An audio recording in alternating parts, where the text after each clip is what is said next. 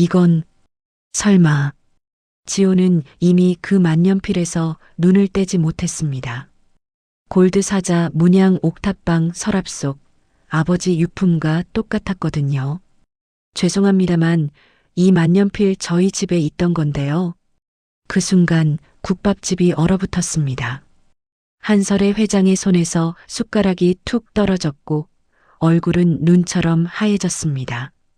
평범한 국밥집 알바생 지호의 무심한 한마디가 대한민국 최고 재벌 한설의 회장을 경악하게 만들었습니다. 회장은 들고 있던 숟가락을 떨어뜨리며 지호를 뚫어지게 응시했어요. 마치 죽은 아들이 살아 돌아온 듯한 표정이었습니다. 그 만년필을 어디서 봤다고? 30년 전 실종된 손자의 유일한 단서였던 그 만년필. 하지만 지호는 몰랐습니다. 그 순간부터 자신의 운명이 완전히 바뀔 것이라는 사실을. 사연 시작 전 구독과 좋아요를 눌러주시고 지금 어디서 이 이야기를 듣고 계신지 댓글로 남겨주세요.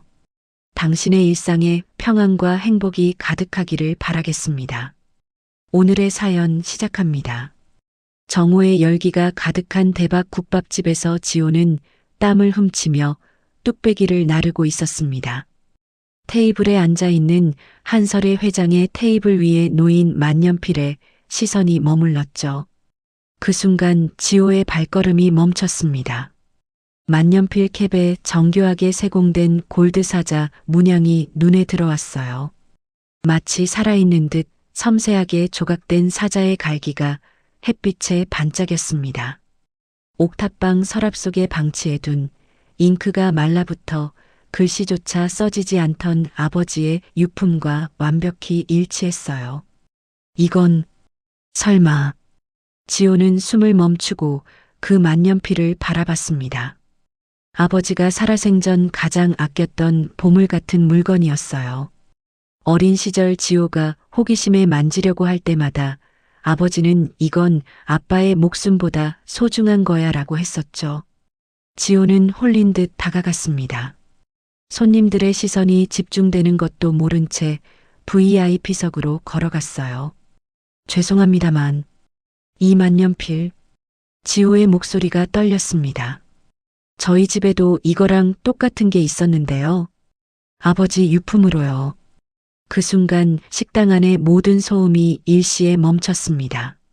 수저 소리, 대화 소리, 심지어 에어컨 소리까지 멈춘 것 같았어요. 한 회장은 들고 있던 숟가락을 떨어뜨렸습니다. 뚝배기에서 국물이 튀었지만 아무도 신경 쓰지 않았어요. 한 회장의 얼굴이 순식간에 창백해졌습니다. 뭐라고? 한 회장이 지호의 얼굴을 뚫어지게 응시했습니다. 마치 죽은 아들이 살아 돌아온 듯한 경악과 공포가 뒤섞인 표정이었어요. 손이 부들부들 떨리기 시작했습니다. 그 만년필을 어디서 봤다고? 한 회장의 목소리에서 간절함이 묻어났습니다. 수행 비서들이 무례하다며 지호를 밀쳐내려 했지만 한 회장이 손을 내저었어요. 잠깐, 그냥 놔둬. 아이야, 너 지금 뭐라고 했어? 한 회장은 비틀거리며 일어났습니다. 지호의 낡은 티셔츠 소매를 붙잡고 그 만년필의 행방을 다급히 물었어요. 마치 세상에서 가장 중요한 보물을 잃어버린 사람처럼 말이죠. 그 만년필 지금 어디 있어? 정말로 내 집에 있어? 누구한테 받았어? 제가 어렸을 때부터 저희 집에 있었는데요. 지호는 당황했습니다. 한 회장의 절박한 반응에 뒷걸음질 쳤어요. 발을 헛디뎌 식당 바닥에 미끄러져 주저앉았습니다. 아버지가 돌아가시기 전에 이건 우리 가문의 보물이니까 절대 잃어버리면 안 된다고 하셨거든요. 한 회장은 지호의 말을 듣고 심장을 부여잡았습니다. 과호흡 증세를 보이며 얼굴이 더욱 창백해졌어요. 식은땀이 줄줄 흘러내렸습니다. 가문이 보물. 한 회장이 중얼거렸습니다. 그 순간 무너지듯 의자에 주저앉았어요. 회장님, 비서들이 급히 달려왔습니다. 한 회장의 맥박을 재고 물을 갖다 드렸어요. 병원으로 모셔야겠습니다. 아니야. 잠깐만. 한 회장이 비서를 제지했습니다. 떨리는 손으로 지호를 가리켰어요. 저 아이 이름이 뭐야? 지호요. 강지호입니다. 지호가 일어나며 대답했습니다. 한 회장의 눈에서 눈물이 흘러내렸어요. 30년 전 기억이 물밀듯 밀려왔습니다. 지호. 한 회장이 중얼거렸습니다. 비서들이 급히 한 회장을 부축해서 검은 세단에 태웠어요. 태어나서 처음 보는 재벌 회장의 기괴한 반응에 식당 손님들은 일제히 스마트폰을 꺼내 촬영을 시작했습니다. 플래시가 번쩍번쩍 터졌어요. 저기 재벌 회장이 알바생 보고 기절했대. 어떻게 된 거야? 뭔가 대단한 일이네. 손님들이 웅성거렸습니다. 지호는 순식간에 회장을 당황하게 한 알바생으로 낙인 찍혔어요. 국밥집 사장님은 멀어지는 회장의 차량을 보며 의미심장한 눈빛으로 지호의 어깨를 꽉 쥐었습니다. 그의 손에 힘이 들어갔어요. 지호야. 사장님의 목소리가 이례적으로 엄했습니다. 평소의 다정한 모습과는 전혀 달랐어요. 오늘 일은 아무에게도 발설하지 마라. 절대로. 사장님, 도대체 뭐가? 지호가 물으려 했지만 사장님이 고개를 저었습니다. 묻지 마. 그냥 잊어버려. 내 안전을 위해서야. 사장님의 표정이 심각했어요. 마치 무언가 큰 위험이 다가오고 있다는 걸 알고 있는 것 같았습니다. 지호는 사장님의 반응에도 당황했어요. 대체 무슨 일이 벌어지고 있는 걸까요? 그날 밤 지호는 옥탑방에 돌아와 장판 아래 숨겨두었던 녹슨 철제 상자를 꺼냈습니다. 오랫동안 열어보지 않았던 아버지의 유품 상자였어요. 먼지가 수북이 쌓여 있었습니다. 상자를 열자 낡은 사진들과 함께 그 만년필이 나왔어요. 오늘 본 한 회장의 만년필과 정확히 똑같은 골드 사자 문양이었습니다. 지호는 전율했어요. 사진 속 아버지가 그 만년필을 들고 활짝 웃고 있었습니다. 사진 뒷면에는 성운의 시작, 나의 아들에게라는 문구와 함께 1998년이라는 날짜가 적혀 있었어요. 지호의 출생 연도와 정확히 일치했습니다. 성운 그룹? 지호는 중얼거렸습니다. 가슴이 두근거렸어요. 한국에서 가장 큰 기업 중 하나인 성운그룹과 자신의 아버지가 무슨 관련이 있다는 건가요? 만년필을 자세히 들여다봤습니다. 캡 부분을 비틀어 보니 미세한 홈이 있었어요. 뭔가 비밀이 숨겨져 있는 것 같았습니다. 한편 대저택으로 돌아온 한 회장은 서재로 직행했습니다. 벽에 걸린 그림을 치우고 비밀 금고를 열었어요. 그 안에는 지호가 가진 것과 똑같은 만년필이 들어있을 자리가 비어 있었습니다. 30년 만에 한 회장의 목소리가 떨렸습니다. 실종된 손자의 생존 가능성을 확신했어요. 비서실장을 급히 불렀습니다. 김 실장, 네, 회장님. 강지호라는 그 아이의 모든 것을 조사해. 출생 기록부터 보육원 입소 경위까지. 네, 알겠습니다. 그리고 한 회장이 잠시 망설이다가 말했습니다. 유전자 감식을 준비해. 비밀리에. 김 실장의 표정이 놀란 듯 변했어요. 혹시 그 아이가 아직 확신할 순 없어. 하지만 그 만년필, 그건 가짜로 만들 수 없는 거야. 성운그룹의 차기 대권을 노리는 강 전무는 비서를 통해 국밥집 소동 보고를 받고 있었습니다. 사무실에서 와인을 마시며 보고서를 읽던 강 전무의 입가에 비릿한 미소가 번졌어요.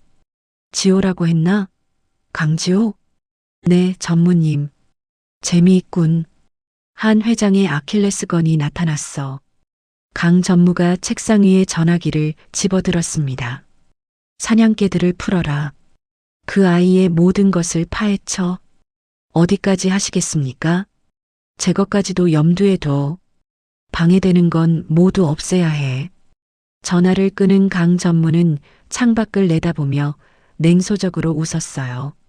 다음 날 아침 평소와 다름없이 출근하던 지호는 집 앞 골목에 주차된 선팅된 차량들을 발견했습니다.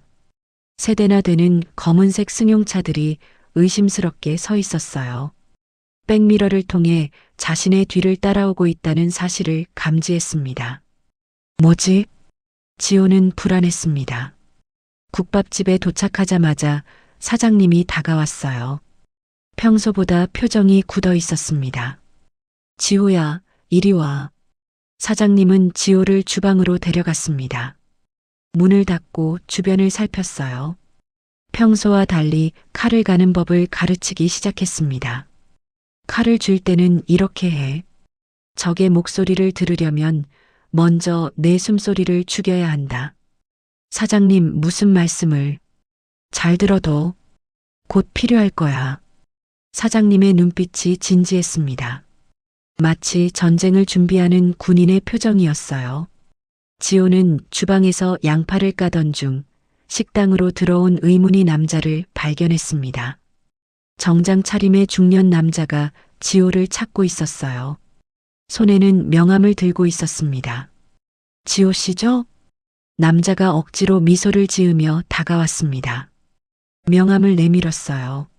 성운그룹 전략기획실이라는 문구가 선명했습니다. 지호의 심장이 요동쳤어요. 저는 성운그룹에서 나온 박 차장입니다. 무슨 일이세요? 어제 회장님과 있었던 일로 왔습니다. 혹시 만년필 말씀하셨죠? 지호는 경계심을 늦추지 않았습니다. 만년필을 저희가 구입하고 싶습니다. 상당한 금액을 드릴 수 있어요. 박 차장이 가방에서 수표책을 꺼냈어요. 이 정도면 어떠세요? 평생 일하지 않고도 살 수 있는 돈입니다. 지호는 고개를 저었습니다. 돈의 문제가 아니에요. 그건 제 아버지 유품이거든요. 유품이라고 하셨는데 혹시 아버지분 성함이. 왜 그런 걸 물으세요? 지호의 목소리에 경계심이 드러났어요. 아, 그냥 호기심에서요. 이 만년필은 워낙 귀한 물건이라. 죄송하지만 팔 생각 없습니다. 나가세요. 지호가 단호히 말했습니다. 박 차장의 얼굴에서 미소가 사라졌어요.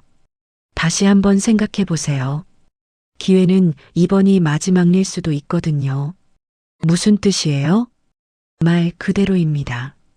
박 차장이 명함을 테이블에 놓고 나갔습니다. 뒷모습에서 위협적인 기운이 느껴졌어요. 그날부터 이상한 일들이 벌어지기 시작했습니다. 식당의 모든 예약이 하나둘 취소되기 시작했어요. 단골 손님들마저 연락이 끊겼습니다. 사장님, 오늘도 예약 취소가 5건이나 왔어요. 지호가 걱정스럽게 말했습니다. 식자재 업체에서도 연락이 왔는데 거래를 중단하겠다고 하네요. 사장님이 한숨을 쉬었어요. 보이지 않는 손의 경제적 압박이 시작된 거였습니다. 지호야, 미안하다. 사장님 잘못이 아니에요. 제가 해결할게요. 지호는 자신 때문에 피해를 입는 사장님께 죄송한 마음을 품었습니다. 직접 성운그룹 본사를 찾아가 한 회장에게 모든 것을 따져 묻기로 결심했어요. 강 전무는 지호를 본사 고층에 폐쇄된 보안구역으로 끌고 갔습니다. 2명의 보안 요원이 지호의 팔을 붙잡고 있었어요. 만년필이 어디 있어? 강 전무가 차갑게 물었습니다. 무슨 권리로 저를 여기 가둬두는 거예요? 권리? 이 건물 전체가 내 권리야. 강 전무가 지호의 주머니를 뒤졌습니다. 하지만 만년필은 이미 사장님께 맡긴 상태였어요. 없네. 어디 숨겨뒀어? 말할 이유가 없죠. 지호가 고개를 돌렸습니다. 강 전무는 지호의 신분증을 탈취했어요. 강지호, 나이 29. 보육원 출신이구만. 그게 뭐 어쨌다는 거예요? 가짜 손자 행세를 하면 무고죄로 평생 감옥에서 썩게 하겠어. 강 전무의 목소리에 살기가 섞여 있었습니다. 무슨 말인지 모르겠는데요? 모르는 척하지 마. 한 회장을 속여서 뭘 얻으려는 거야? 그때 문이 열리며 서윤이 들어왔습니다. 우아한 정장 차림의 젊은 여성이었어요. 강 전무님, 뭐 하시는 거예요? 서윤이 차갑게 물었습니다.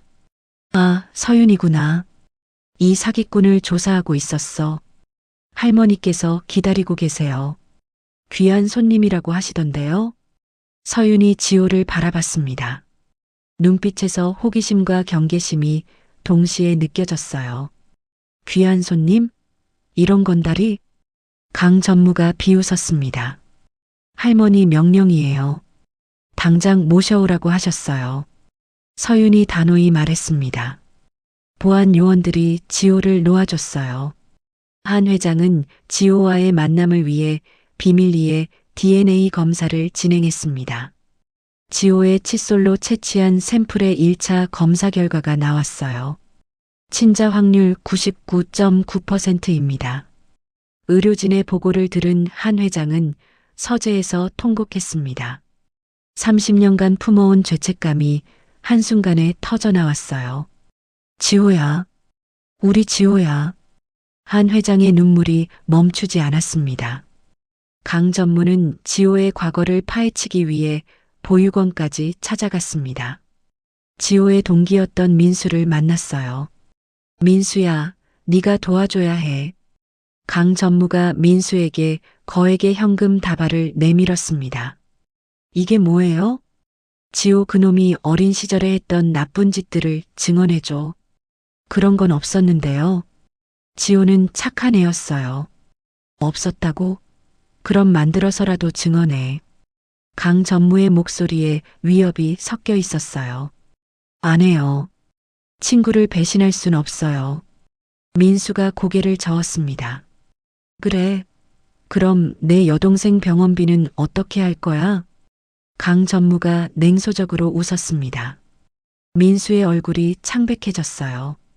여동생까지 건드리시면 안 돼요. 건드리는 게 아니라 도와주는 거지. 증언만 해주면 수술비 전액을 지원해 줄게. 민수는 고민에 빠졌습니다.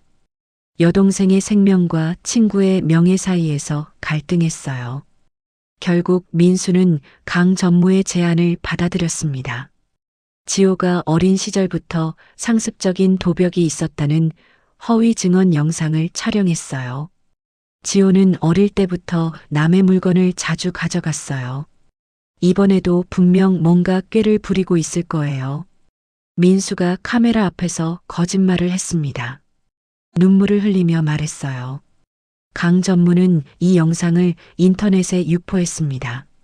순식간에 지호는 재벌가에 기생하려는 사기꾼 알바생으로 몰렸어요. 국밥집에는 오물을 던지는 사람들이 나타났습니다. 유튜버들이 몰려와 선정적인 영상을 찍었어요. 사기꾼 알바 나와. 재벌 후계자 행세하지 마. 사람들이 소리쳤습니다. 지호는 자신의 명예가 훼손되는 것보다 사장님의 일상이 망가지는 것에 분노했어요. 민수를 찾아가 진실을 요구하려 했지만 이미 민수는 행방을 감춘 뒤였습니다. 강 전무는 지호를 더욱 옥죄기 위해 국밥집 부지를 포함한 재개발 구역을 강제 수용하겠다는 공문을 보냈습니다. 빨간 도장이 찍힌 공문서가 국밥집 문 앞에 붙었어요. 사장님은 이 공문을 보고 비릿한 미소를 지었습니다. 지호가 그 표정을 보고 이상함을 느꼈어요. 사장님, 괜찮으세요? 괜찮다. 오히려 때가 되었구나. 사장님이 중얼거렸습니다. 지호는 사장님이 걱정되어 주방으로 들어갔습니다. 그런데 사장님이 낡은 무전기로 누군가와 통화하는 것을 목격했어요. 30년 전 그 명단들을 깨워라. 이제 때가 되었다. 사장님의 목소리에는 이전과는 전혀 다른 권위가 실려 있었습니다. 마치 군 간부 같은 어조였어요. 네, 알겠습니다. 지금 바로 연락하겠습니다. 무전기 너머에서 대답이 들려왔습니다. 지호는 숨을 죽이고 들었어요. 사장님의 정체가 궁금했습니다. 사장님? 지호가 조심스럽게 불렀습니다. 사장님이 무전기를 끄고 돌아봤어요. 언제부터 듣고 있었어? 방금요. 사장님, 도대체 누구세요? 때가 되면 알게 될 거야. 지금은 네가 살아남는 게 중요해. 사장님이 서랍에서 뭔가를 꺼냈습니다. 지호의 만년필이었어요. 이 펜의 진짜 용도는 글을 쓰는 게 아니야. 사장님이 만년필 캡을 비틀었습니다. 캡 내부에 정교한 전자장치가 숨어 있었어요. 이건 뭐예요? 열쇠야. 잠긴 문을 여는 열쇠. 사장님의 눈빛이 진지했습니다. 무슨 문을요? 성운그룹 지하 금고실 문. 너의 아버지가 숨겨둔 진실이 그곳에 있어. 지호는 충격받았어요. 아버지가 그런 비밀을 남겨두었다니요. 이 사실을 알게 된 강 전무는 전문 킬러인 김 실장을 불렀습니다. 고급 호텔 비즈니스 센터에서 만났어요. 지호를 아예 제거해. 강 전무가 차갑게 말했습니다. 사고사로 위장하시겠습니까? 김 실장이 물었습니다. 당연하지. 흔적도 남기지 마. 수수료는 얼마든지 줄 테니까 확실하게 해. 김 실장이 고개를 끄덕였어요. 서윤은 강 전무의 움직임을 감시하고 있었습니다. 비서를 통해 김 실장과의 만남 소식을 들었어요. 곧바로 지호에게 연락했습니다. 지호 씨, 위험해요. 지금 당장 피해야 해요. 무슨 일이에요? 강 전무가 당신을 제거하려고 해요. 전문 킬러까지 고용했어요. 지호의 얼굴이 창백해졌습니다. 어떻게 알았어요? 할머니께서 저를 시켜서 강 전무를 감시하고 있었어요. 서윤이 심야에 국밥집으로 찾아왔습니다. 검은색 세단을 타고 있었어요. 빨리 타요. 안전한 곳으로 데려갈게요. 지호는 망설였습니다. 사장님을 두고 갈 수 없었어요. 사장님은 어떻게 해요? 사장님은 알아서 하실 거예요. 지금은 당신이 살아남는 게 중요해요. 사장님이 지호의 어깨를 두드렸습니다. 서윤 양 말이 맞다. 어서 가거라. 하지만 걱정 마. 나는 괜찮을 거야. 지호는 서윤의 차에 올라탔습니다. 외곽 별장으로 향했어요. 가는 길에 지호와 서윤이 탄 차량 뒤로 대형 덤프트럭이 나타났습니다. 김 실장이 운전하고 있었어요. 뒤에서 따라와요. 서윤이 백미러를 보며 소리쳤습니다. 덤프트럭이 속도를 높여 들이받으려 했어요. 차체가 크게 흔들렸습니다. 잡아요. 서윤이 급브레이크를 밟았습니다. 덤프트럭이 옆으로 미끄러져 나갔어요. 아찔한 추격전이 시작되었습니다. 산길의 좁은 도로에서 생사를 건 레이스가 벌어졌어요. 제가 운전할게요. 지호가 운전대를 잡았습니다. 국밥집 배달 알바로 다져진 운전 실력을 발휘했어요. 현란한 코너링으로 트럭을 따돌렸습니다. 지형지물을 이용해서 좁은 골목으로 빠져나갔어요. 와, 정말 잘하시네요. 서윤이 감탄했습니다. 3년간 배달하면서 서울 골목은 다 외웠거든요. 지호가 웃으며 말했습니다. 하지만 마음은 편하지 않았어요. 간신히 별장에 도착했습니다. 한적한 산속의 작은 별장이었어요. 여기서 하룻밤 쉬어요. 내일 대책을 세워봐요. 서윤이 말했습니다. 지호는 서윤에게 물었어요. 한 회장님이 정말 제 할머니세요? DNA 검사 결과가 나왔어요. 99.9% 일치한대요. 서윤의 말에 지호는 혼란스러웠습니다. 그럼 30년 전에 무슨 일이 있었던 거예요? 그건 할머니께서 직접 말씀하셔야 할 것 같아요. 서윤이 고개를 돌렸습니다. 뭔가 말하기 어려운 일이 있는 것 같았어요. 혹시 제 부모님을 죽게 방치한 게 맞아요? 지호가 간절히 물었습니다.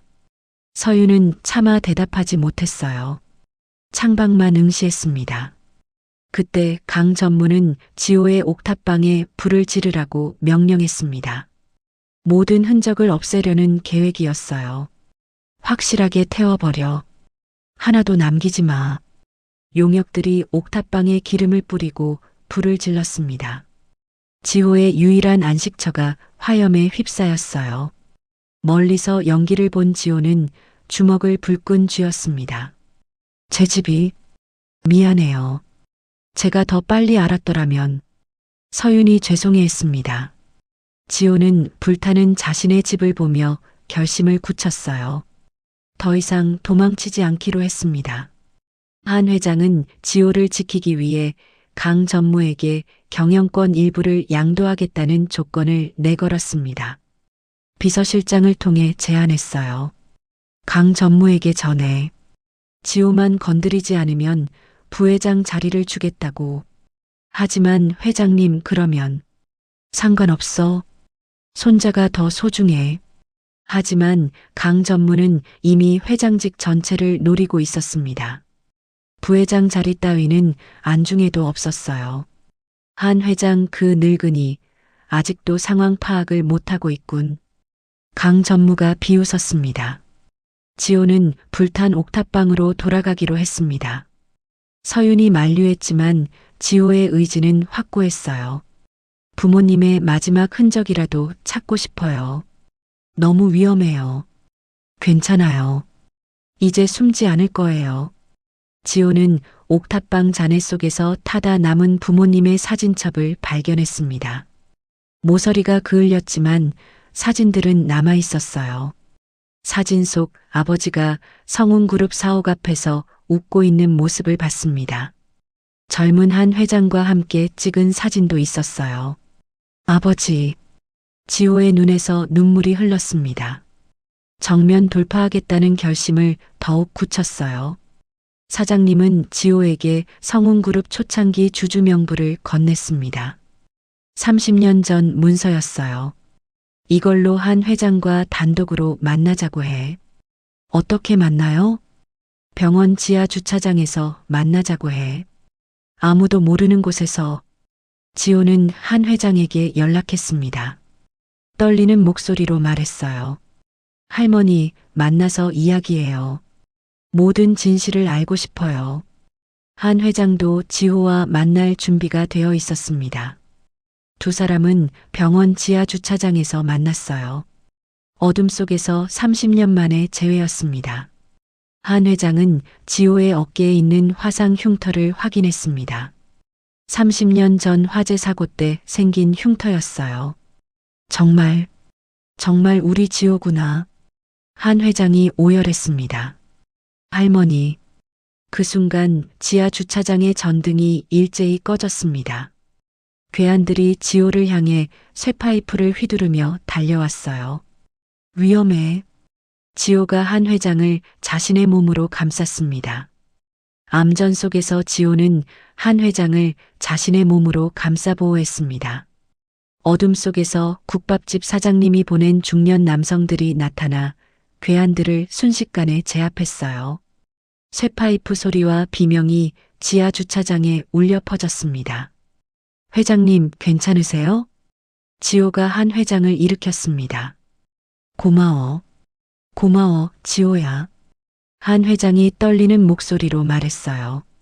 제압된 괴한들의 품에서는 성운그룹 보안팀의 신분증이 발견되었습니다. 지호의 사살 명령이 적힌 무전기도 나왔어요. 회사의 배신이군.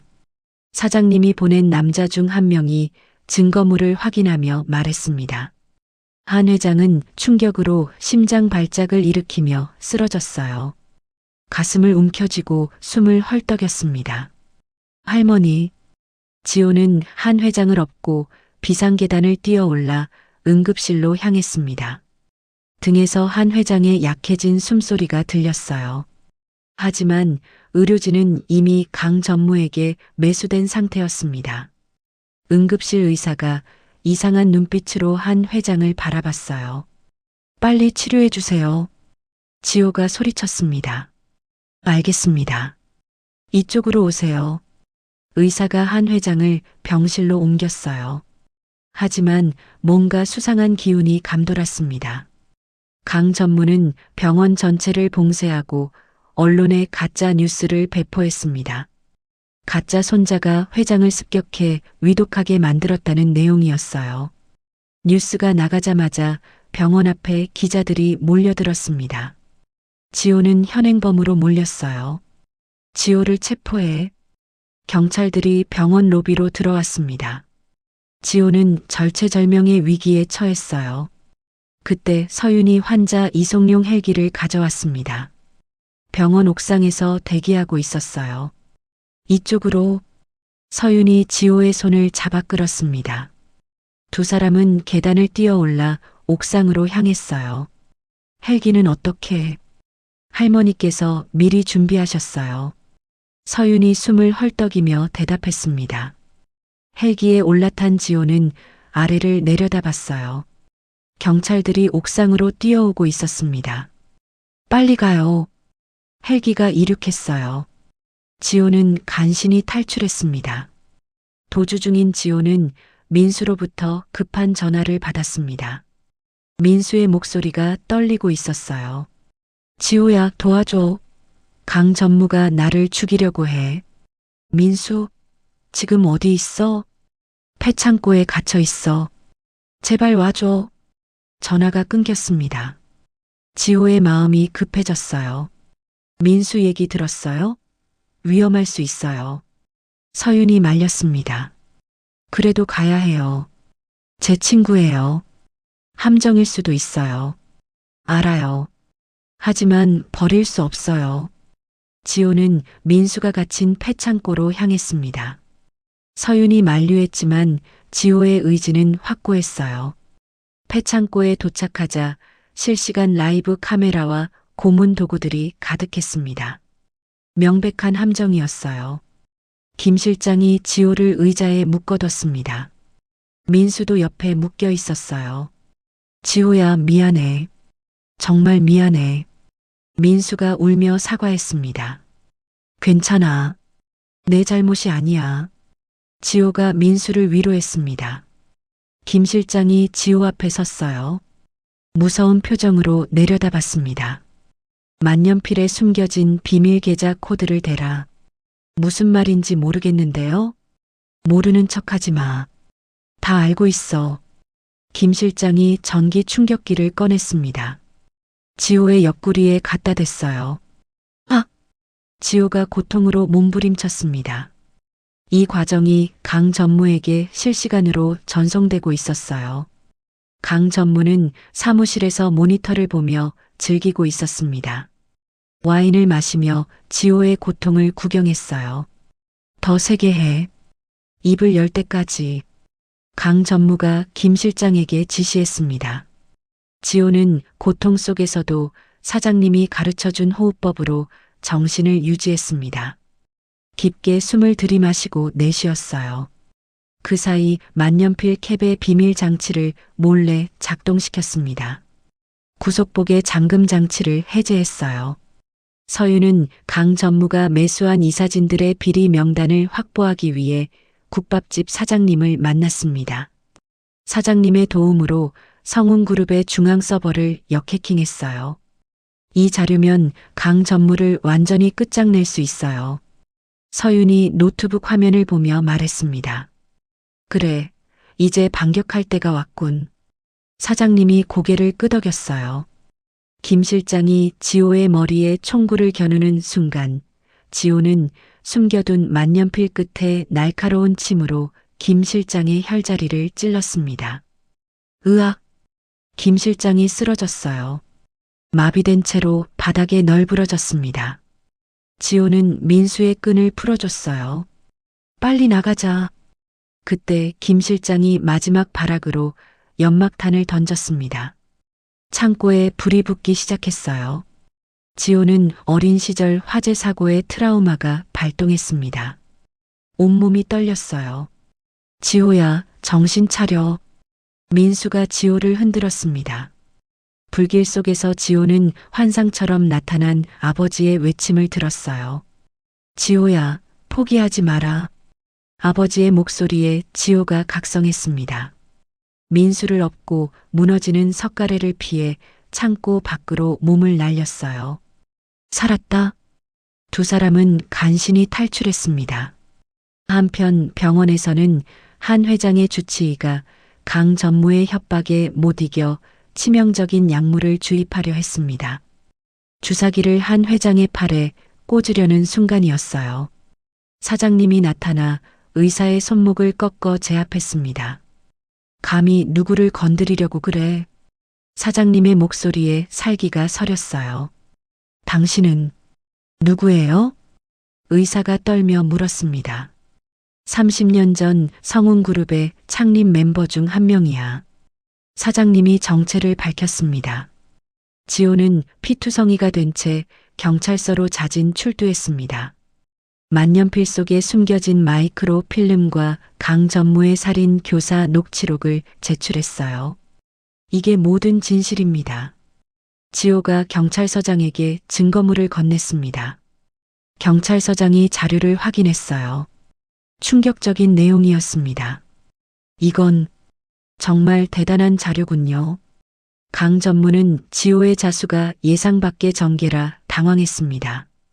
급히 대책을 세웠어요.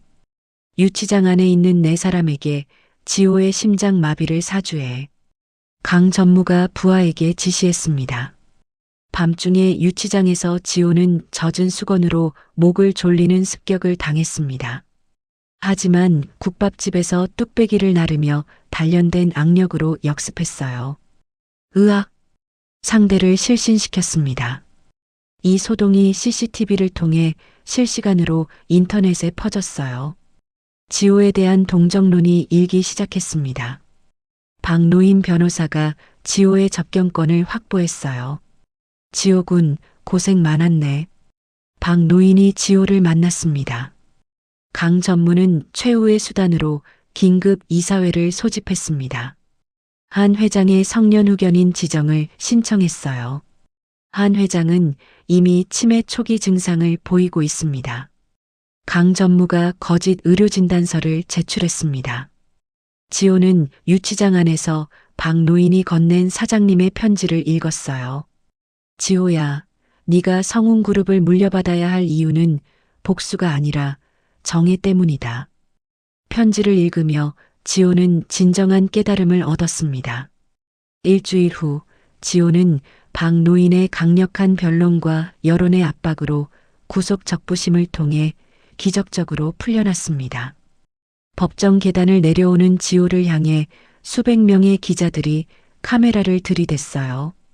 플래시가 쉴 새 없이 터졌습니다. 지호 씨, 이번 사건에 대해 한 말씀 해주세요. 성운그룹 후계자로 인정받을 건가요? 기자들의 질문이 쏟아졌습니다. 지호는 마이크 앞에 섰어요. 저는 단지 아버지의 명예를 되찾고 싶을 뿐입니다. 진실은 반드시 밝혀질 것이라 믿습니다. 지호의 목소리가 떨리지 않았어요. 한 달 전에 그 수줍은 알바생은 이제 없었습니다.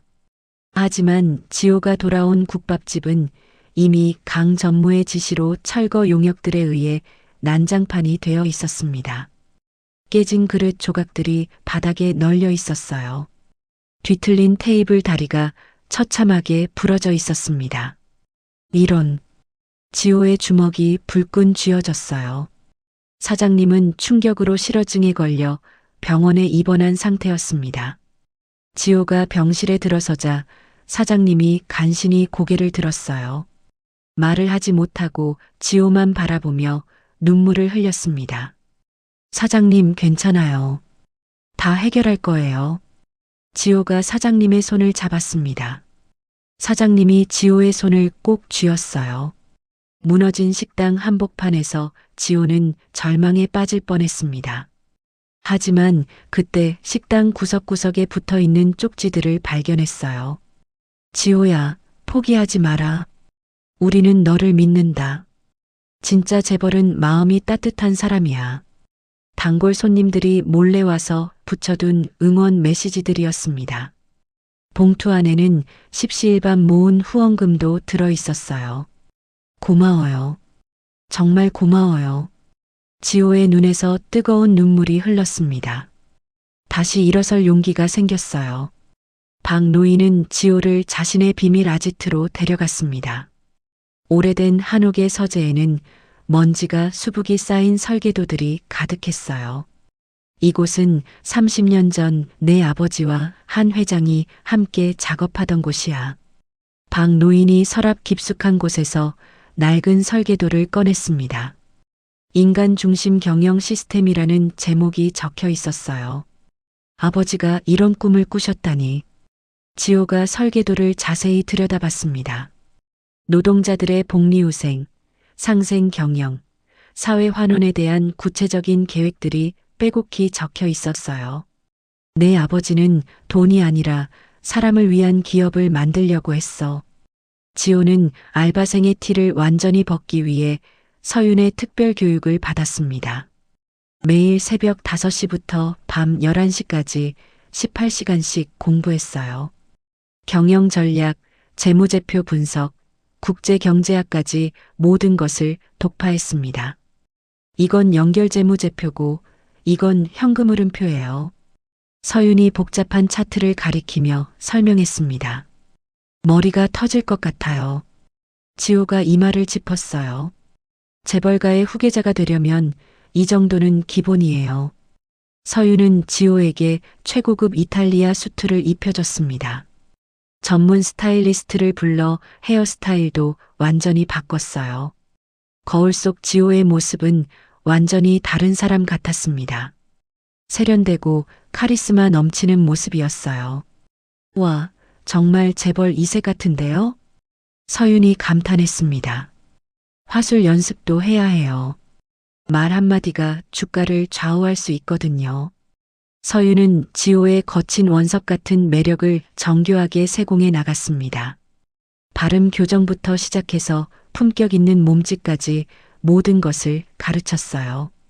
지호는 공부 중간중간 만년필 내부의 비밀 코드 해독에 매달렸습니다. 복잡한 암호를 풀어내는데 무려 일주일이 걸렸어요.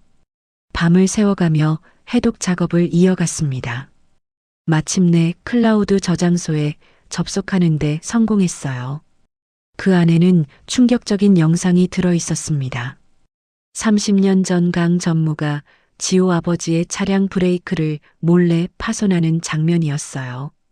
선명한 화질로 모든 과정이 담겨 있었습니다. 이거다. 드디어 찾았어. 지호가 주먹을 불끈 쥐었습니다. 결정적인 증거였어요. 한편 병상에서 회복된 한 회장은 지호의 놀라운 변신 소식을 들었습니다. 비서실장이 보고서를 읽어줬어요. 지호가 불과 한 달 만에 경영학 석사 수준의 지식을 습득했다고 합니다. 역시 우리 핏줄이야. 한 회장의 눈에 자부심이 서렸어요. 내 개인 비자금 200억과 지분 30%를 지호에게 양도하는 절차를 밟아라. 하지만 회장님, 그렇게 되면 상관없어. 지호가 진짜 후계자니까. 강 전무는 지호의 급속한 성장에 초조해했습니다. 서윤까지 완전히 지호 편으로 돌아서자 분노가 치밀었어요. 서윤이 부모를 압박해서 미국으로 보내버려. 강 전무가 부하에게 소리쳤습니다. 하지만 서윤은 이미 결심을 굳혔어요. 부모님께 단호히 말했습니다. 저는 지호와 함께 성운그룹을 바꿔나갈 거예요. 가문을 등져서라도요. 서윤의 아버지가 화를 냈어요. 네가 뭘 안다고 그래. 저는 제 길을 가겠어요. 서윤이 집을 나왔습니다. 지호는 첫 공식 행보로 강 전무가 추진하던 신도시 개발 현장을 깜짝 방문했습니다. 50년째 장사해온 상인들이 쫓겨날 위기에 처해 있었어요. 할머니, 할아버지들. 지호가 상인들 앞에 섰습니다. 저는 성운그룹의 지호라고 합니다. 여러분의 터전을 지켜드리겠어요. 정말이야? 믿어도 되겠어? 상인들이 반신반의했어요. 약속드립니다. 강제 철거는 절대 없을 거예요. 지호의 진심이 전해지자 상인들이 박수를 쳤습니다. 민심이라는 강력한 아군을 얻은 순간이었어요. 지호는 과거 아버지를 도왔던 성운그룹의 은퇴한 원로 임원들을 일일이 찾아다녔습니다. 하루에 5명씩 무려 20명을 만났어요. 지호군, 정말 아버지를 닮았군. 원로 임원 중 한 명이 지호의 어깨를 두드렸습니다. 아버지는 어떤 분이셨나요? 따뜻한 사람이었어. 직원 한 명 한 명을 가족처럼 여겼지. 저도 그런 사람이 되고 싶어요. 진심 어린 대화를 통해 지호는 그들의 지지를 하나둘 얻어냈어요. 강 전무는 지호의 세력이 급속히 커지자 마지막 수단을 썼습니다. 해외 사모펀드에 성운그룹의 핵심 기술을 은밀히 팔아넘기려 했어요. 이 기술만 팔면 100억 달러는 확실해. 강 전무가 비서에게 말했습니다. 하지만 국가 기밀이 들킬 리 없어. 확실하게 처리해. 지호는 이 정보를 미리 입수했습니다. 국밥집 사장님의 정보망을 통해서였어요. 곧바로 산업통상자원부와 공조체계를 구축했습니다. 이번엔 확실하게 강 전무를 끝장내겠어요. 지호가 각오를 다졌습니다. 지호는 변화된 모습을 대중에게 알리기 위해 소셜미디어를 적극 활용했습니다. 국밥집 재건 프로젝트를 매일 생중계했어요. 안녕하세요, 지호입니다. 오늘도 우리 국밥집 복구 작업을 이어가겠습니다. 라이브 방송을 시청하는 사람들이 급속히 늘어났어요. 해시태그 지호와 이팅, 해시태그 진실은 승리한다. 해시태그 국민재벌지호, 해시태그가 실시간 검색어 상위권을 독차지했습니다. 박노인은 지호의 완전한 변신을 확인하고 마지막 질문을 던졌어요. 지호야, 이제 사자가 될 준비가 되었느냐? 지호는 아버지의 만년필을 꺼내 흰 종이에 자신의 이름을 또렷하게 써내려갔습니다. 한 획 한 획 정성스럽게 서명했어요. 네, 완벽하게 준비됐습니다. 지호는 주주총회를 앞두고 강 전무의 핵심 측근인 김 실장을 역으로 포섭했습니다. 김 실장의 여동생이 백혈병 수술비로 고민하고 있다는 정보를 입수했거든요. 실장님 여동생 수술비 제가 전액 지원하겠습니다. 지호가 김 실장을 만나 말했습니다. 정말입니까? 김 실장의 눈에서 눈물이 흘렀어요. 조건은 하나도 없습니다. 그냥 한 사람이 살 수 있다면 충분해요. 형님, 이 은혜를 어떻게 갚아야 할지. 김 실장이 무릎을 꿇었습니다. 강 전무의 적 심장부에 결정적인 균열이 생긴 순간이었어요.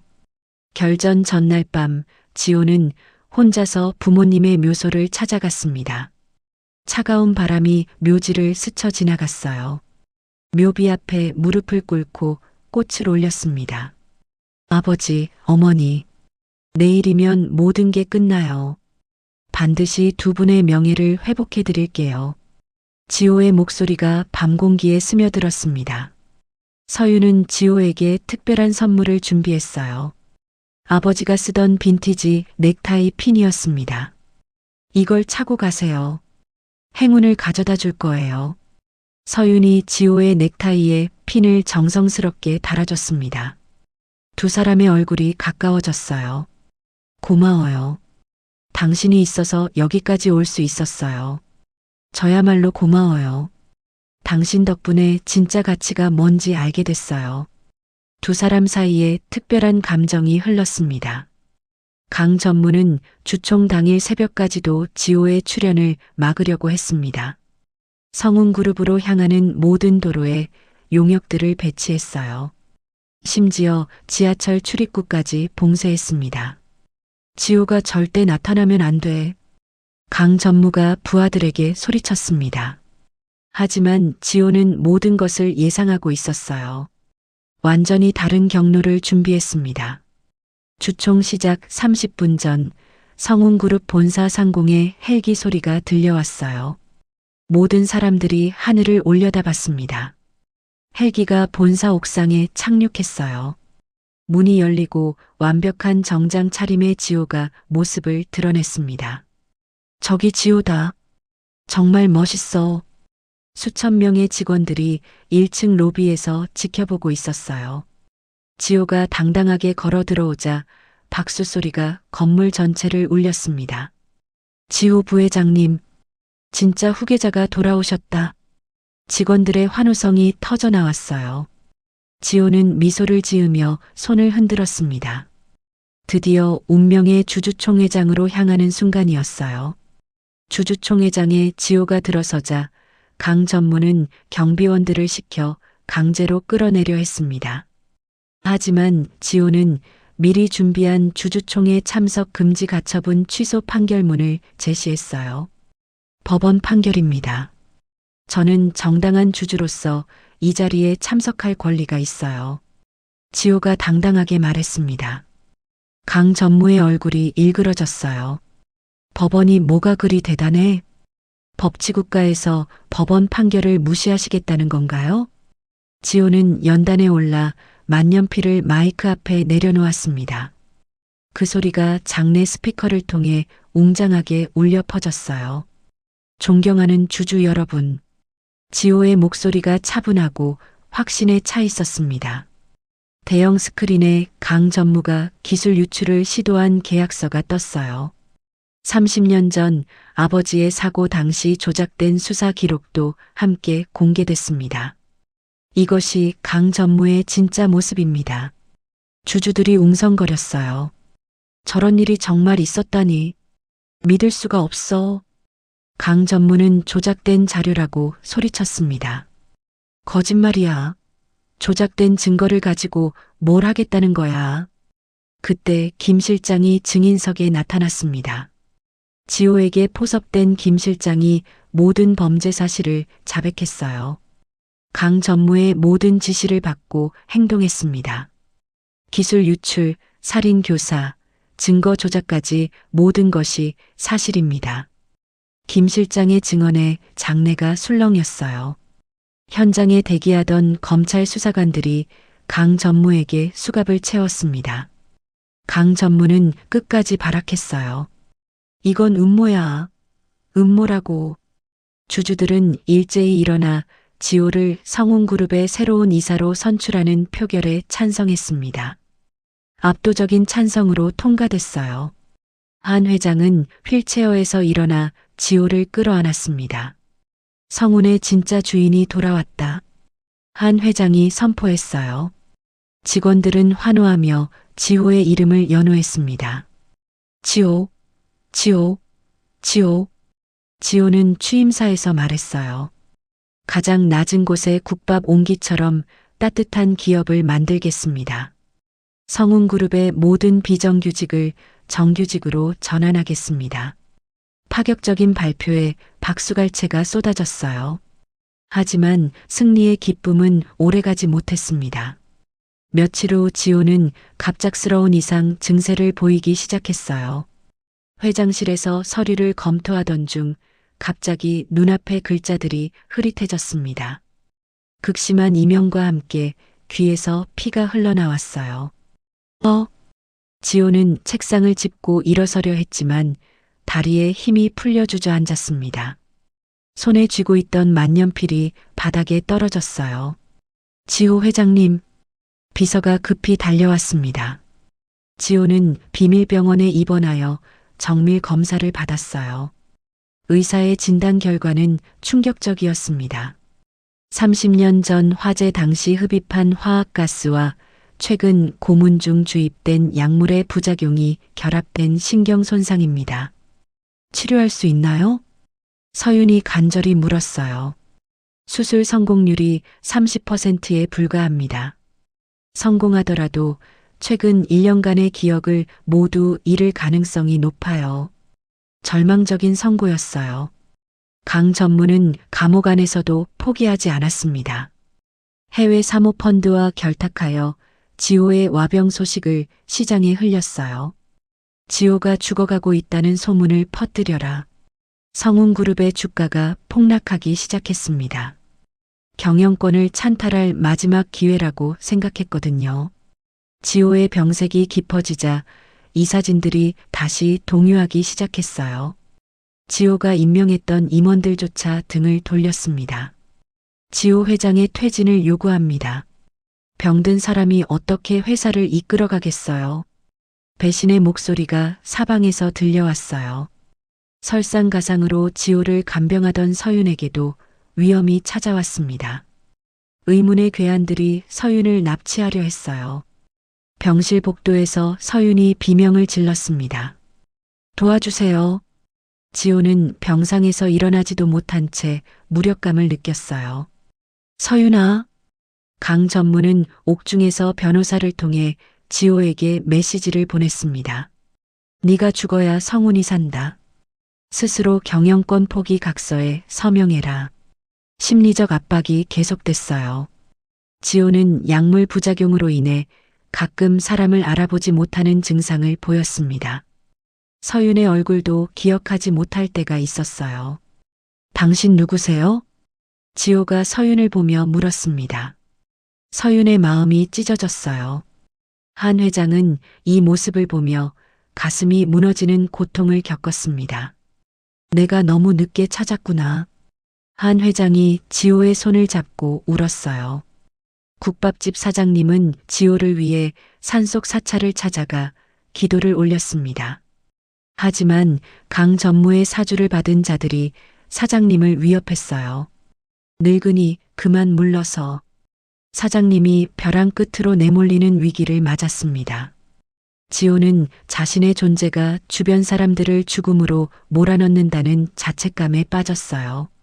치료를 거부하고 모든 것을 포기하려 했습니다. 그만해요. 더 이상은 안 돼요. 지호가 수술을 거부했어요. 성운그룹 본사 앞에는 지호의 퇴진을 요구하는 유료 시위대와 지호를 지키려는 상인 연합군이 충돌했습니다. 아수라장이 됐어요. 지호 물러나라. 지호를 지켜라. 서로 다른 구호가 맞부딪혔습니다. 서윤은 납치 위기를 간신히 모면한 뒤 지호를 찾아왔어요. 병실 문을 열고 들어서며 간절히 말했습니다. 당신이 포기하면 우리가 지켜온 모든 진실이 사라져요. 사장님도 상인들도 저도 다 의미가 없어져요. 서윤의 눈에서 눈물이 흘렀어요. 저는 당신을 믿어요. 다시 일어설 수 있다고 믿어요. 지호는 서윤의 눈물 어린 호소에 마음을 되돌렸습니다. 다시 눈빛을 갈며 일어났어요. 알겠어요. 끝까지 싸워보겠어요. 지호는 남은 생명을 모두 걸어서라도 마지막 전투를 치르기로 결심했습니다. 자신의 병명을 공식 발표하는 정면 돌파를 선택했어요. 수술 전 마지막 72시간 동안 성운의 미래를 위한 안전장치를 구축하기 시작했습니다. 모든 걸 투명하게 공개하겠어요. 지호가 기자회견에서 말했습니다. 강 전무는 지호의 발표를 비웃으며 주식 대량 매집을 통해 경영권 탈취를 시도했어요. 하지만 지호는 이미 그 자금의 출처가 불법임을 증명할 덫을 놓았습니다. 이번엔 확실하게 끝내겠어. 지호가 각오를 다졌어요. 지호는 수술실로 향하기 전 마지막 힘을 짜내어 전 직원에게 영상 메시지를 남겼습니다. 성운의 주인은 회장이 아니라 여러분들입니다. 그걸 잊지 마세요. 수술 당일 아침 지호는 극심한 경련을 일으키며 산소호흡기에 의존하게 됐어요. 의사들은 수술이 불가능할 수도 있다는 긴급 보고를 올렸습니다. 환자 상태가 급격히 악화되고 있습니다. 서윤은 지호의 손에 아버지의 만년필을 꼭 쥐어줬어요. 이 펜으로 다시 승리의 서명을 해야 해요. 지호가 수술실로 들어가는 순간 강 전무는 옥중에서 특사를 통해 풀려날 준비를 마쳤습니다. 성운그룹 로비로 향하는 차에 올라탔어요. 수술실에 빨간 등이 켜지고 지호의 심장 박동 그래프가 요동쳤어요. 평탄해지려는 찰나 병원 전체의 전원이 차단되는 테러가 발생했습니다. 정전으로 생명 유지 장치가 멈췄어요. 어둠 속에서 서윤의 처절한 비명이 병원 복도를 가득 채웠습니다. 지호. 지호는 죽음의 문턱 앞에 섰어요. 전원이 차단된 암흑 속에서 서윤은 미리 준비한 휴대용 배터리를 생명 유지 장치에 연결했습니다. 손이 부들부들 떨렸지만 침착함을 잃지 않았어요. 지호의 골든타임을 반드시 사수해야 했습니다. 제발, 제발 살아줘. 서윤이 간절히 기도했어요. 심전도 모니터에 다시 생명의 신호가 나타났습니다. 약하지만 규칙적인 박동이 이어졌어요. 병원 보안팀으로 위장에 침입했던 강 전무의 수하들이 지호의 병실로 몰려왔습니다. 복면을 쓰고 무기를 들고 있었어요. 그때 국밥집 사장님이 부른 과거의 동지들이 나타났습니다. 30년 전 성운그룹 창립 멤버들이었어요. 감히 우리 후계자를 건드려? 사장님의 옛 동료들이 복도에서 치열한 격투를 벌였습니다. 나이가 들었지만 여전히 강했어요. 짧은 시간에 침입자들을 모두 제압했습니다. 지호를 지켜라. 수술실에서 지호는 의식 불명 상태에서 신비한 체험을 했어요. 환한 빛 속에서 부모님이 나타났습니다. 아버지가 지호의 손을 잡았어요. 지호야, 아직 네가 할 일이 많이 남았다. 포기하지 마라. 우리가 함께 있으니까. 어머니의 따뜻한 음성이 들렸습니다. 부모님의 격려에 지호가 기적적으로 심박수를 회복했어요. 평평했던 생명선이 다시 요동치기 시작했습니다. 환자 상태가 안정됐습니다. 의료진이 안도의 한숨을 쉬었어요. 수술은 무려 26시간 동안 계속됐습니다. 최고의 뇌외과 의사들이 교대로 집도했어요. 지호의 뇌 속 깊이 박혀있던 독성 결절을 완벽하게 제거하는데 성공했습니다. 수술 완료. 성공입니다. 집도의가 기쁨의 목소리로 외쳤어요. 지호가 사경을 헤매는 사이 강 전무는 성운그룹 로비에서 강제 취임식을 진행하려 했습니다. 기자들을 불러 모았어요. 지호는 이미 뇌사 상태입니다. 성운그룹의 새로운 시대가 시작됩니다. 강 전무가 마이크 앞에서 선언했어요. 바로 그때 검찰총장이 영장을 들고 직접 나타났습니다. 수십 명의 수사관들이 함께 들어왔어요. 강민철, 국가기밀 유출죄와 살인교사죄로 긴급 체포합니다. 이럴 수가 없어. 내가 누구인지 알아? 강 전무가 발악했지만 이미 늦었어요. 차가운 수갑이 손목에 채워졌습니다. 서윤이 미리 확보한 해외 사모펀드의 불법 자금 세탁 증거가 전 세계 금융당국에 동시 제공됐습니다. 강 전무의 모든 해외 계좌가 동결됐어요. 계좌 잔고가 0원입니다. 강 전무의 변호사가 절망적으로 보고했습니다. 그럴 리 없어. 확인해봐. 하지만 현실이었어요. 수술 나흘 만에 눈을 뜬 지호는 심각한 기억 장애를 보였습니다. 주변 사람들의 얼굴을 알아보지 못했어요. 여기가 어디예요? 당신들은 누구고요? 지호가 혼란스럽게 물었습니다. 서윤의 마음이 찢어졌어요. 지호야, 나야. 서윤이야. 하지만 지호는 고개를 갸웃거렸습니다. 그때 복도 끝에서 구수한 국밥 냄새가 풀풀 풍겨왔어요. 사장님이 직접 가마솥에 끓인 특제 국밥을 가져온 거였습니다. 지호야, 배고프지? 국밥 한 그릇 먹어라. 사장님의 정겨운 목소리가 병실에 울려 퍼졌어요. 그 순간 지호의 눈에 생기가 돌아왔습니다. 어린 시절부터 매일 들었던 그 목소리에 모든 기억이 되살아났어요.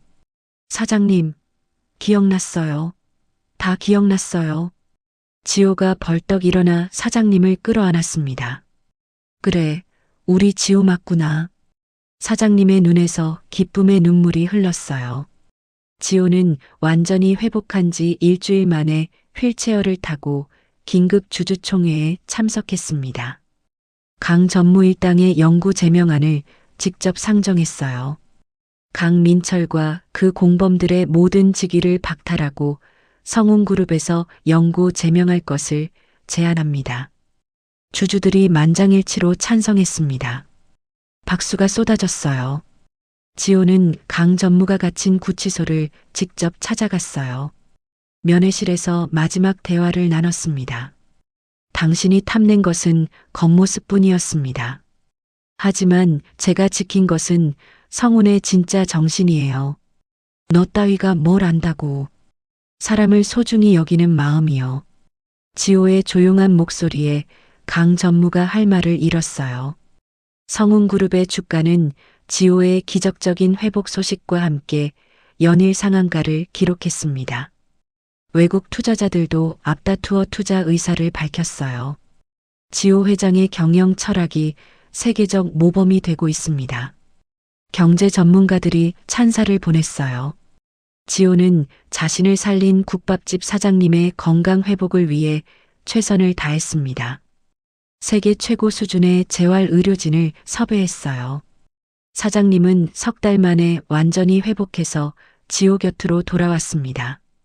이제 진짜 국밥을 끓여줄 수 있겠구나. 사장님이 환하게 웃었어요. 한 회장은 지호의 놀라운 회복력과 리더십을 확인한 후 모든 경영권을 완전히 이양했습니다.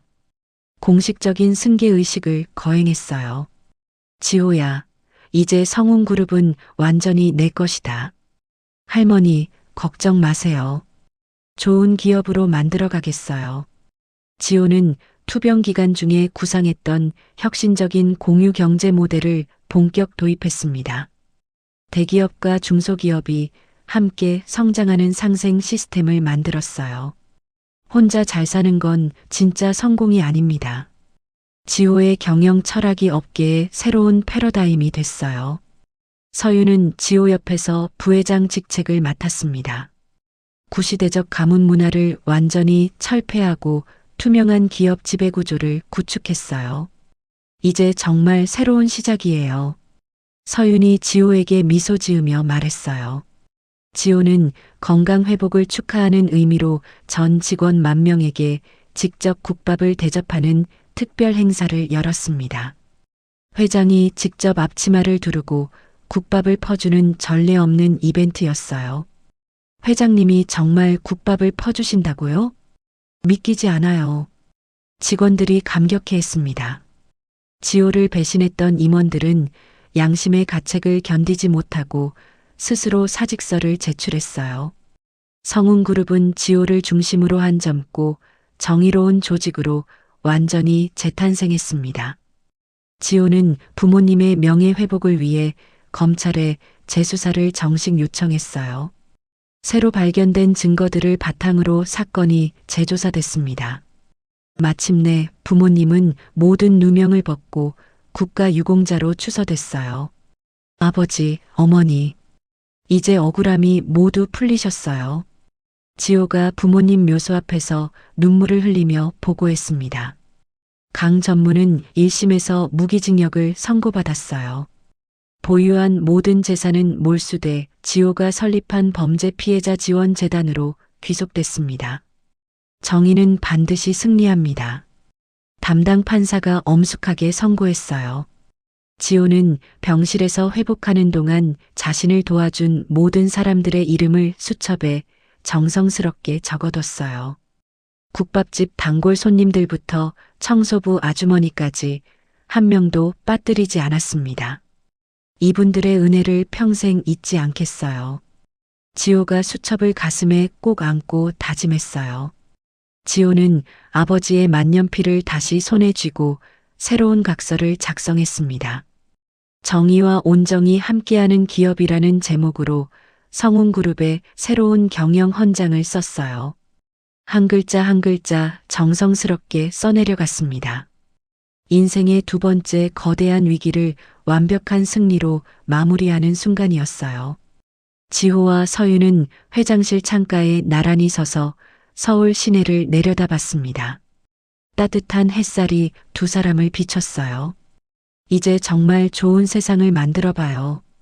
네, 함께 만들어가요. 두 사람이 손을 맞잡았습니다. 새로운 미래가 시작되는 순간이었어요. 지호의 회장 취임 3년 후 성운그룹은 세계에서 가장 존경받는 기업 1위에 올랐습니다. 대한민국 경제의 새로운 표준이 됐어요. 외국 기업들이 성운그룹의 경영 방식을 벤치마킹하러 찾아올 정도였습니다. 성운그룹의 상생 경영이 세계적 화제가 되고 있어요. 비서가 각종 언론 보도를 정리해서 보고했어요. 지호는 여전히 매주 금요일 퇴근 후 정장을 벗어 던지고 사장님의 새 국밥집으로 향했습니다. 앞치마를 두르고 예전처럼 서빙을 도왔어요. 사장님, 7번 테이블 추가 주문이요. 지호가 활기차게 소리쳤습니다. 지호의 얼굴을 알아보는 손님들이 늘어났지만 변함없이 너털 웃음을 지으며 일했어요. 밥 더 필요하시면 언제든 말씀하세요. 손님들이 휴대폰으로 사진을 찍으려 하면 지호는 손사래를 쳤습니다. 그냥 맛있게 드세요. 그게 더 좋아요.